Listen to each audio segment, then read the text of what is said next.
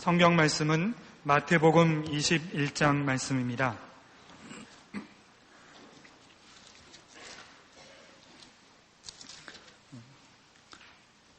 신약 성경 35페이지 마태복음 21장 12절 말씀부터 17절 말씀까지 봉독하겠습니다.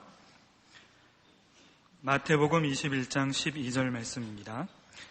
예수께서 성전에 들어가사 성전 안에서 매매하는 모든 자를 내어 쫓으시며 돈 바꾸는 자들의 상과 비둘기 파는 자들의 의자를 둘러 엎으시고 저희에게 이르시되 기록된 바 내 집은 기도하는 집이라 일컬음을 받으리라 하였거늘 너희는 강도의 구려를 만드는도다 하시니라.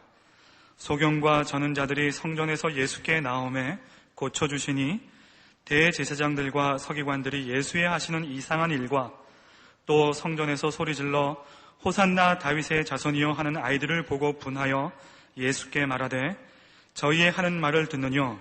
예수께서 가라사대 그렇다. 어린아기와 젖먹이들의 입에서 나오는 찬미를 온전케 하셨나이다 함을 너희가 읽어본 일이 없느냐 하시고 그들을 떠나 성 밖으로 베다니에 가서 거기서 유하시니라. 아멘. 오늘 우리가 생각할 마태복음 21장 12절 이하의 성전 청소라고 이제 별칭으로 이렇게 쉽게 표현합니다만, 이 성전 안에서 매매하는 모든 자를 내어 쫓으시며 돈 바꾸는 자들의 상과 비둘기 파는 자들의 의자를 둘러 엎으시고 내 집은 기도하는 집이라 일컬음을 받으리라 하였거늘 너희는 강도의 구려를 만드는도다 하신 예수님의 행적입니다. 이 사건은 물론 당시 성전 내에서 자행되던 여러 가지 잘못된 일들에 대한 예수님의 분노인 것이 사실입니다. 그러나 그 이상의 뜻이 있습니다.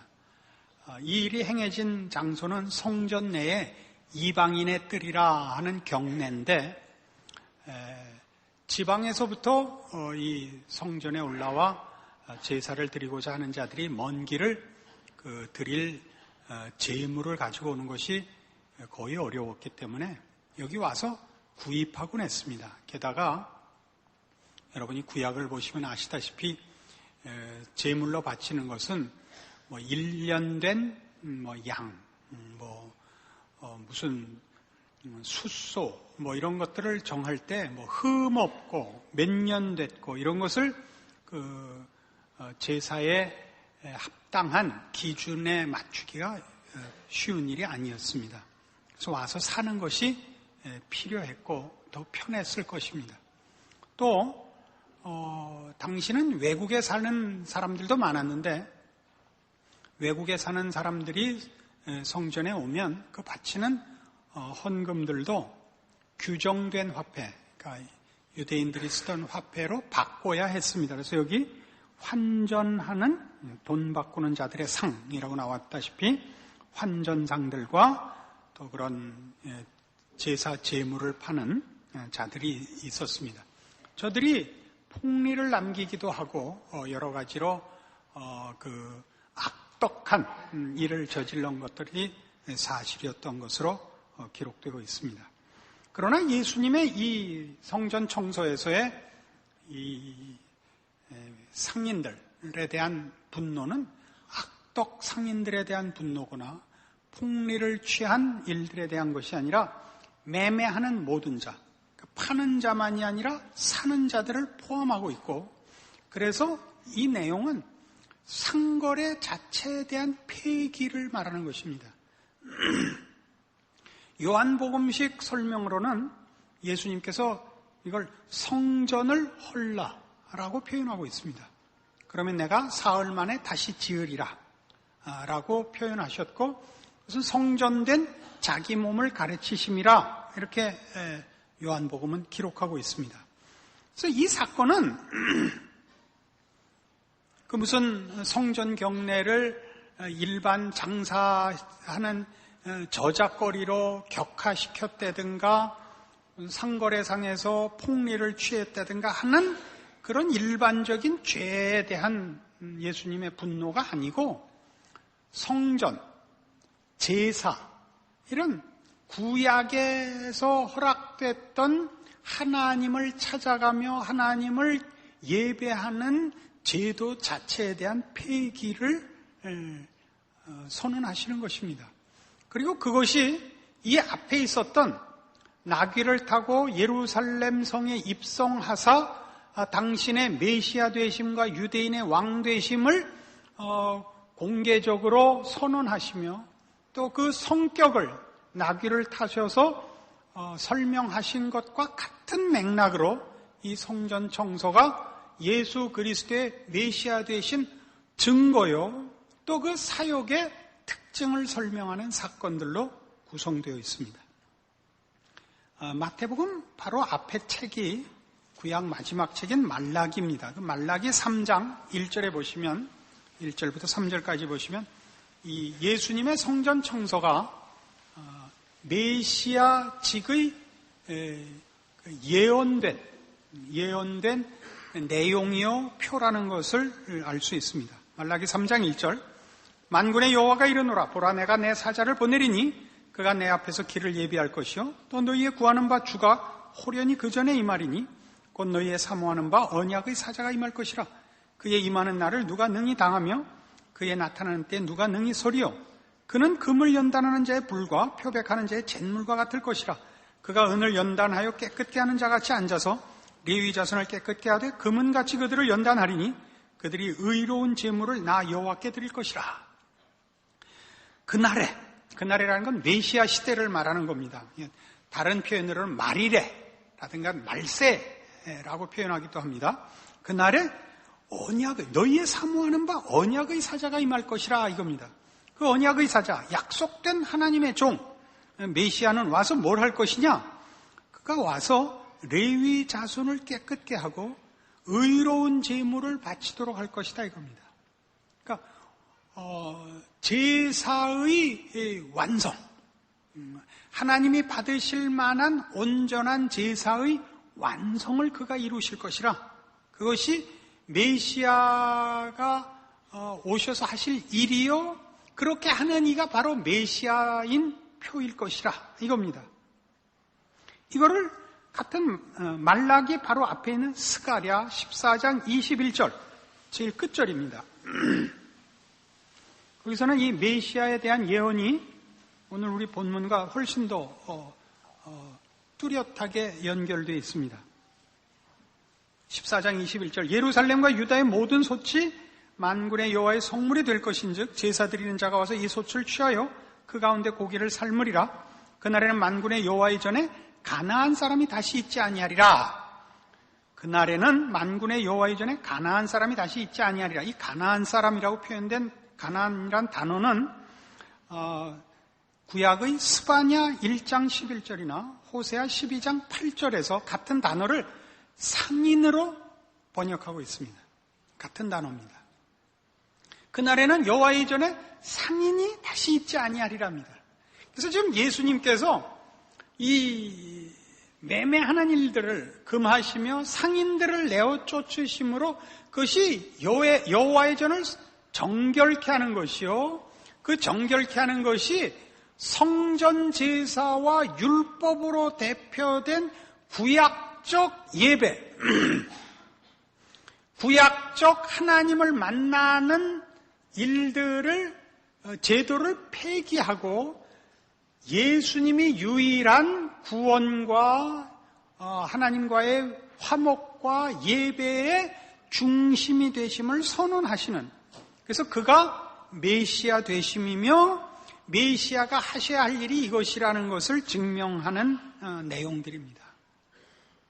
물론 율법과 제사 제도라는 것은 하나님께서 이스라엘 백성에게 허락한 하나님을 찾고 하나님의 뜻을 따라 살게 하는 방법이었습니다마는, 규칙이었습니다마는, 그건 그것 자체로는 하나님을 만나거나 하나님과 회복이 되는 것으로서는 전혀 그 힘이 없는 것이었습니다.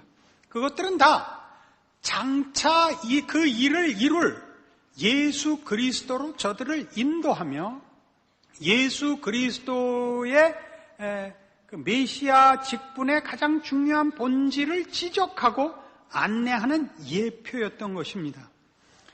예레미야 7장에 가시면 그게 무슨 뜻인가 하는 우리 이해를 돕는 말씀이 나옵니다.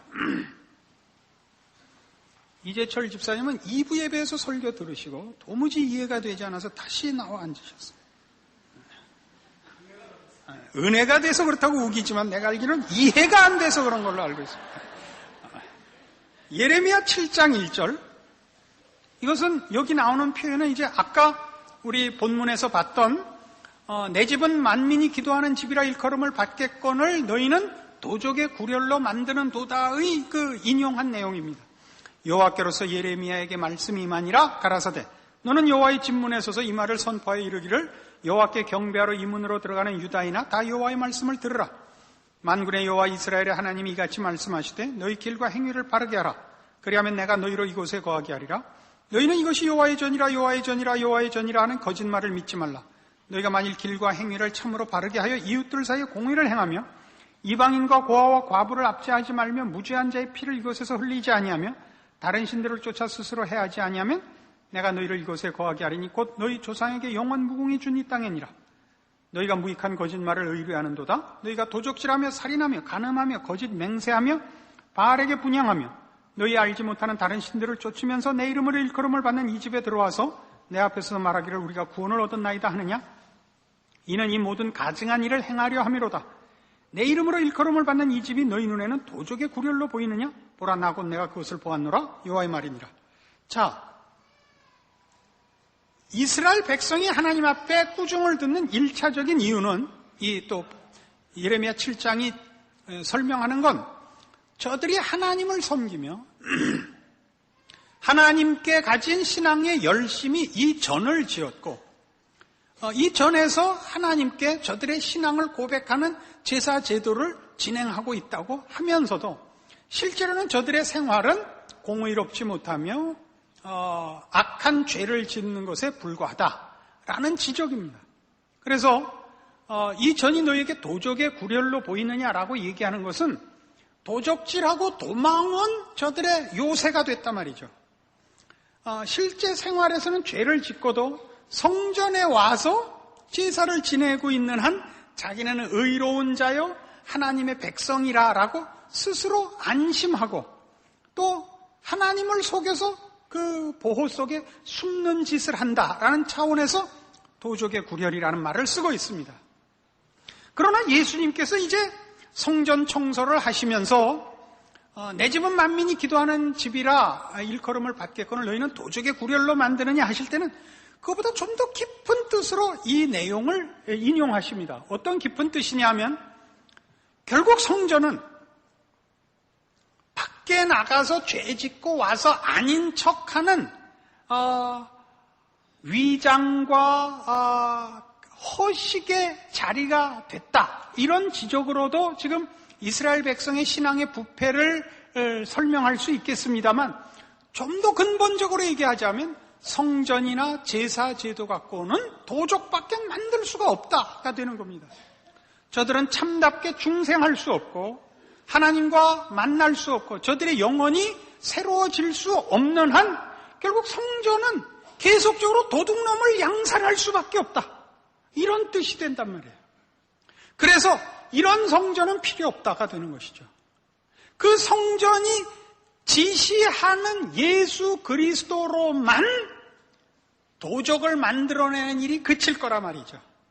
그런 차원에서 성전 청소는 메시아가 오셔서 마땅히 해야 할 일로서 메시아가 메시아된 표로서의 행위이며 행사하셔야 할 내용으로서도 필요한 일이다. 이렇게 되는 것입니다.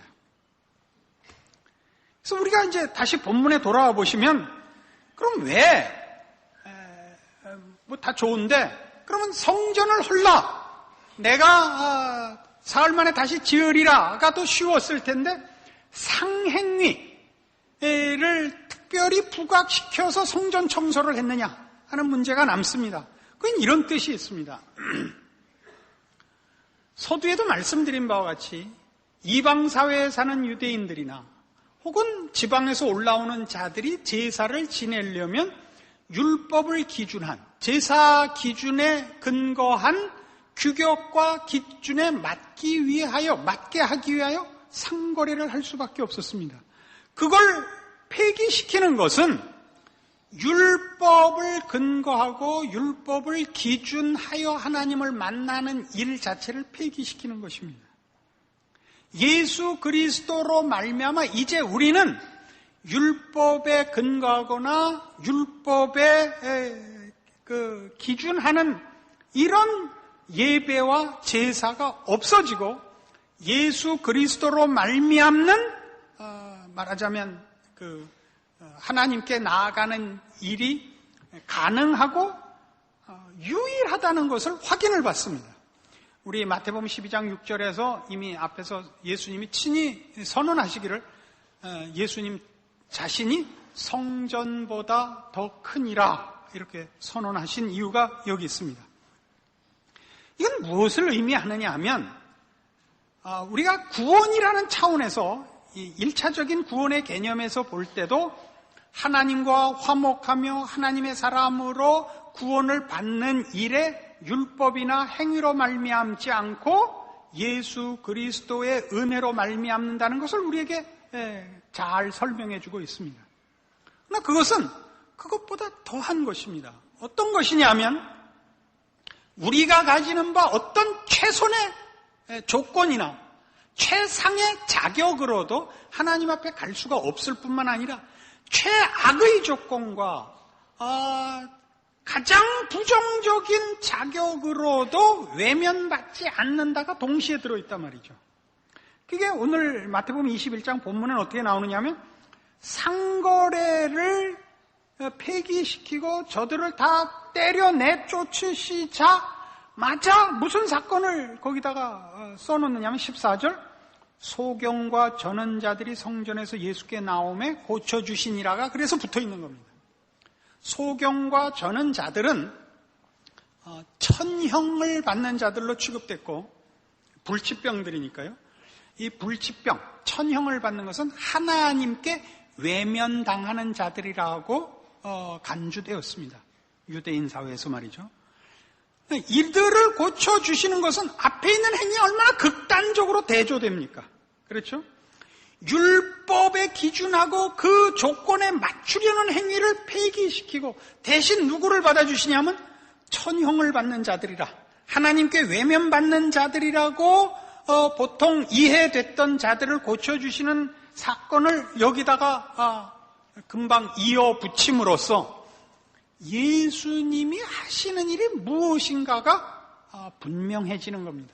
즉 메시아 직계의 핵심이 우리를 근거해서 하나님을 만나지 못한다는 우리의 자랑이나 교만이나 자고함을 폐기시킬 뿐만 아니라 물론 그건 무능에 관한 것입니다만 실상은 동시에 그것이 높은 카트라인을 없앴을 뿐만 아니라 낮은 카트라인도 없애는 거예요.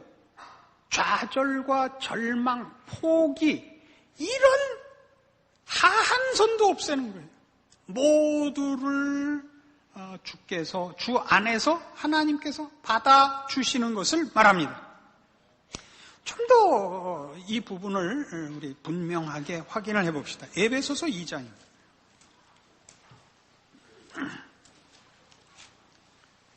신약성경 311페이지 에베소서 2장 11절.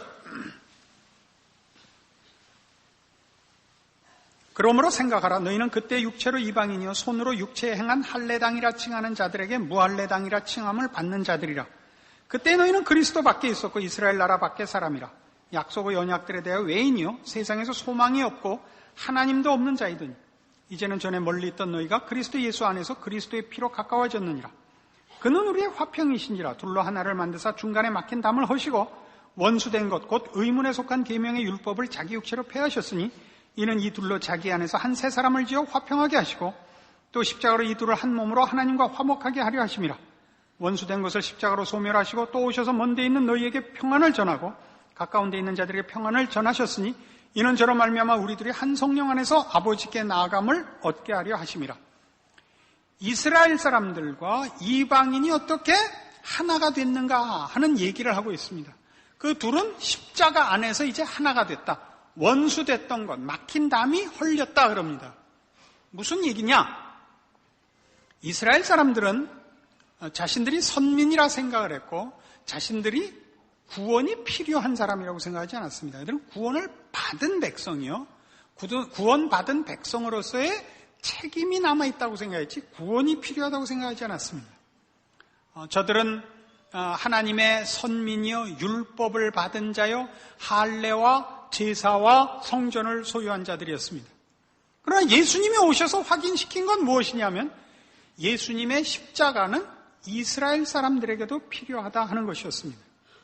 저들이 가진 바 모든 자랑과 그 능력의 근거들, 율법으로 대표된 내용상으로 육체에 근거하는 모든 자랑들을 다 폐기시켰습니다. 그것으로 하나님을 만나지 못한다가 됐습니다. 동시에 이방 민족들, 하나님을 모르며 율법도 없고 무슨 신앙적인 어떤 기준도 안내서도 목표도 감각도 없는 자들에게도 십자가는 문을 열어놓은 것입니다. 저들을 부르고 있습니다. 그래서 이 둘은 하나가 됐습니다. 이 하나가 됨으로써 우리에게 가르치는 게 뭐냐 하면 우리가 얻은 바 구원이 십자가로 말미암았다. 율법으로 말미암지 않았다 하는 것을 가르치고 있습니다. 우리 다 알고 있는 것 같지만 좀 더 확인해 보자고요. 우리는 우리가 잘났거나 우리가 가졌거나 우리가 똑똑해서 이 구원을 얻은 것이 아니며 하나님의 은혜로 얻은 것임을 확인합니다. 우리는 아무도 우리의 구원에 대하여 우리의 자격이나 조건을 내세울 자가 없습니다. 그런데 문제는 이거예요. 우리의 신앙 현실에서 우리 신앙이 힘을 못 쓰는 이유, 우리가 늘 신앙생활을 포기하고 적당히 외면하고 타협하고 사는 이유가 뭐냐면 신앙의 현실이 승리가 적기 때문입니다. 우리는 거의 대부분 우리의 신앙의 현실에서 실패하고 패배자이기 때문에 그렇습니다. 여러분은 어떻게 느끼시는가 모르겠습니다만 저는 거의 실패하고 살아왔다 이렇게밖에 얘기할 수가 없습니다. 그럼 여러분 다음부터는 다른 교회 가야겠네. 이거 뭐 밤낮 실패하는 목사님 설교를 뭘 들어 듣나 이런 생각이 드시겠습니다만 간다면 추천서는 제가 써드리겠습니다. 제가 가지는 바 솔직한 고백은 그렇습니다. 신앙적인 갈등과 싸움을 어느 한순간도 우리는 안 가지는 때가 없습니다. 세상은 우리를 편하게 살게 하지 않습니다. 여러분, 세상을 산다는 것, 인생을 산다는 게 얼마나 고달프냐면 어느 한순간도 편안한 시간이 없습니다. 그렇죠? 여러분이 얼마나 사회적인 보장을 갖고 계신지 모르겠는데 직장이나 그동안 벌어놓으신 돈이나 또 알고 계시는 많은 사람들로 여러분의 인생을 이렇게 여러 가지로 이렇게 안전장치를 해놓으셨을 거라고 생각을 합니다만 행복한 날은 말할 것도 없고 편안한 날도 거의 없습니다. 사람 중에 말이죠. 행복하고 걱정 없이 사는 사람은 딱 한 종류밖에 없습니다. 정신병자들. 현실적 감각과 책임의 감각이 없어서 저들이 웃고 다니지 제대로 생각을 하는 사람치고 그 인생에 영일은 없습니다. 이 영일이라는 말 알란가 모르겠는데 이 인생은 하나님이 그래서 잠을 주시는 겁니다. 자는 동안은 잊고 자는 겁니다. 얼마나 행복하냐. 잠을 오래 자시기를 권합니다. 깨어있으면 고난의 연속이니까 하루에 12시간쯤 주무십시오. 눈 뜨고 있어봤자 행복할 게 없습니다. 하여튼 신앙적인 싸움에서 거의 집니다. 지는 가장 큰 이유는 부족해서입니다. 우리가 맞닥뜨리는 죄의 세력에 비해서 우리의 믿음과 실력이 턱없이 부족하다는 것을 느낍니다. 그것은 우리에게 위협하고 도전하는 악의 세력의 큰 것에만 이유가 있는 것이 아니라 신앙으로 싸워야 하는 우리의 실력이 턱없이 엉터리라는 데 있습니다. 우리의 신앙은 남에게 얘기해 줄 때와 본인이 사용할 때가 너무 크게 다른 겁니다. 설교할 때와 제가 쓸 때는 너무나 다른 겁니다. 잘 안 됩니다. 어렵습니다. 좀 많이 기도했습니다. 하나님, 이렇게 해갖고는 제가 단에 올라갈 수가 없습니다. 교인들한테 신앙생활을 요구할 수가 없고 큰 소리를 칠 수가 없습니다. 최소한의 승리를 주셔야 하지 않겠습니까? 그래서 얻은 답이 이겁니다. 시편 40편에도 잘 드러나는 바와 같이 하나님이 구하시는 제사는 상한 심령입니다. 시편 51편과 시편 40편의 다윗의 그 기도문을 여러분 집에 가서 곰곰이 읽어보십시오. 우리가 가진 바 신앙의 승리는 뭐냐? 내가 내 힘으로 살지 않는다는 걸 확인하는 데 있습니다. 나는 실패합니다. 그래서 좌절하고 거의 자폭의 자리에까지 갑니다. 그때 우리가 아는 것 이겁니다. 나를 나 혼자 책임지고 있지 않다. 하나님이 예수를 보내서 나를 구원하셨고 예수 안에 나를 묶으셨다. 그러므로 하나님이 나를 어떻게 할지 지켜보겠노라. 아니, 더 좀 절절하게 주여 도와주시옵소서. 이대로 내버려 두지 말아주시옵소서. 저는 이것이 신앙의 울부짖으며 가장 못나고 최소한의 아우성이라고 생각했습니다. 그러나 신앙의 싸움을 계속 해올수록 확인한 것이 뭐냐? 이게 승리입니다. 이 이상의 승리는 없습니다. 시중에는 무슨 이렇게 넉넉히 말씀으로 이긴 것 같이 정신병자 같은 소리 하는 사람들인데 그거 다 미친놈들입니다. 한문으로 쓰면 정신병자고 순수한 우리말로 얘기하면 그게 미친놈들입니다. 그런 건 없습니다. 우리는 거의 자폭 지점까지 갑니다. 우리의 힘으로 되지 않습니다. 그 얘기를 바로 여기서 하고 있는 겁니다. 너희의 모든 기준을 옛날식으로 맞추려고 하지 마라. 율법을 근거로 하고 성전을 쌓고 제사를 드리려고 하는 대로 가지 마라. 너희에 있는 최선의 것으로 단을 쌓으려고 하지 마라. 그런 건 다 없어졌느니라. 네 돈을 규정된 화폐로 바꾸고 명령한 재물로 사고 이게 아니다. 이제는 나다. 내 안에서다. 예수 그리스도의 오심은 메시아의 필요성은 바로 여기에 있는 것입니다. 그가 구원의 문을 열고 그의 백성들을 부를 뿐만 아니라 그렇게 부른 그의 백성들을 예수 그리스도로 힘입어 살게 하는 자리까지 이게 메시아 직분인 것입니다. 이것을 고린도전서 15장에 가시면 사도 바울은 이렇게 또 설명하여 우리에게 큰 위안을 주고 있습니다. 신약성경 284페이지 고린도전서 15장 51절입니다. 보라 내가 너희에게 비밀을 말하노니 우리가 다 잠잘 것이 아니요 마지막 나팔에 순식간에 호련히 다 변화하리니 나팔 소리가 나매 죽은 자들이 썩지 아니할 것으로 다시 살고 우리도 변화하리라. 이 썩을 것이 불갑을 썩지 아니할 것을 입겠고 이 죽을 것이 죽지 아니함을 입으리로다. 이 썩을 것이 썩지 아니함을 입고 이 죽을 것이 죽지 아니함을 입을 때에는 사망이 이김에 삼킨 바 되리라고 기록된 말씀이 응하리라. 사망한 너에 이기는 것이 어디 있느냐? 사망한 너에 쏘는 것이 어디 있느냐? 사망에 쏘는 것은 죄요 죄의 권능은 율법이라. 우리 주 예수 그리스도로 말미암아 우리에게 이김을 주시는 하나님께 감사하노니 그러므로 내 사랑하는 형제들아 견고하며 흔들리지 말며 항상 주의 일에 더욱 힘쓰는 자들이더라. 이는 너희 수고가 주 안에서 헛되지 않은 줄을 알미니라. 우리에게 이김을 주시는 하나님 이렇게 얘기하고 있습니다. 어떻게 이김을 주시느냐? 대표적으로 상징적으로 이겁니다. 우리가 죽으면 우리의 영혼은 곧 주 앞으로 갑니다만 우리의 몸은 땅에 묻혀 썩어질 것입니다. 주님 재림하시는 날 천사들의 나팔소리와 함께 우리가 부활할 것입니다. 우리 몸이 부활할 것입니다. 우리의 썩었던 몸이 변화된 몸으로 부활할 것입니다. 이 몸의 부활은 생각할수록 재미있습니다. 몸뚱아리가 다 썩어 문드러져 갖고 무슨 나팔 소리를 들을 것이면 무슨 힘으로 일어날 것입니까? 썩은 몸이 무슨 힘으로 변화된 몸을 가질 것입니까? 이김을 주시는 하나님으로부터 말미암습니다. 하나님이 그렇게 해 주시는 것입니다.